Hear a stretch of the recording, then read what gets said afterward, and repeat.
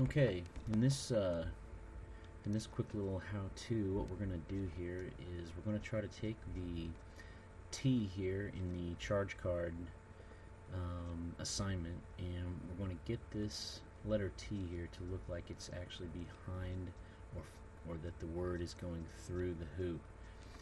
There's several ways we could probably accomplish this, but what I'm going to do is try to use a selection and use layers in order to accomplish that in the easiest way. So the first thing I'm probably going to want to do here is I'm going to hit the Z key on the keyboard for the zoom tool. And then I'm just going to kind of zoom into this area here. I'm at about 200% now. And if I hold the space bar down, I get the little hand, and I can maybe kind of center this a little bit. What that's going to do is just give me an easier workspace to work with here. Probably drag it a little bit over here so I can open my layers. And okay, so what we want to do is we want to grab that. So I'm going to go ahead, and what I'm going to do on my layers in the layer stack here is I'm going to select the backdrop, which actually contains the hoop in it.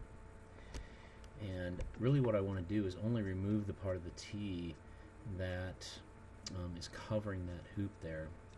Now I could just take the eraser and just sort of try to erase through here so that it reveals the hoop, but I'm just going to show you, doing that with the selection.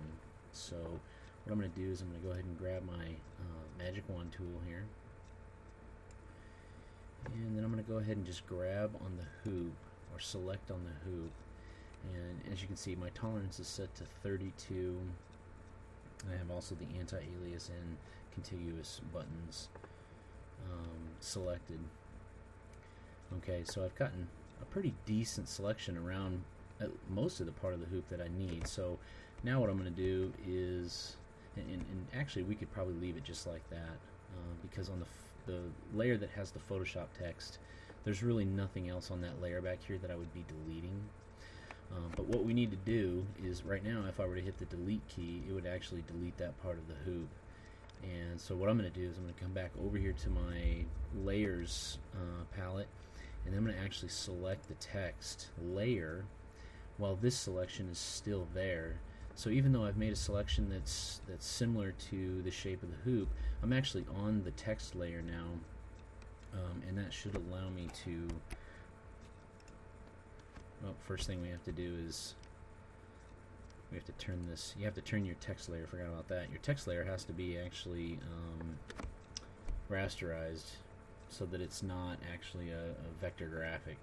So I'm gonna rasterize that type there, and you can do that by right-clicking on the text layer itself, and then just select the rasterize type option. And now that I have the selection there, I should be able to just hit the delete key, which will actually delete part of that text, because it's treating that text now as just as a part of, or like an image. It's not treating it differently than that. And so as you can see, the parts of the letter T are now gone that were actually covering this part of the hoop. So I'm going to select just the marquee tool here, and then select anywhere in the image to get rid of that selection. And then I'm going to hit the Z key to get to the zoom tool, hold the Alt key down to toggle that so that it's zooming out, and we'll zoom that back out. And as you can see now, that looks pretty much like your book. And that's just a really quick and simple way to only delete the parts of that letter, or in that area of the Photoshop layer that makes it look just like, now it's kind of in front of the hoop here. You've got the nice drop shadow that gives it dimension, and then of course you've still got the drop shadow back here, and so it makes it look like it's actually going through the hoop. And that's pretty much it. You can, like I said, you could actually use the zoom tool and try to use the eraser, but I think that's probably a little bit more detailed. The only thing I can think of that might make it a little more difficult, or that you'll have to check when you're using the selection or the magic wand, is the tolerance that you have set.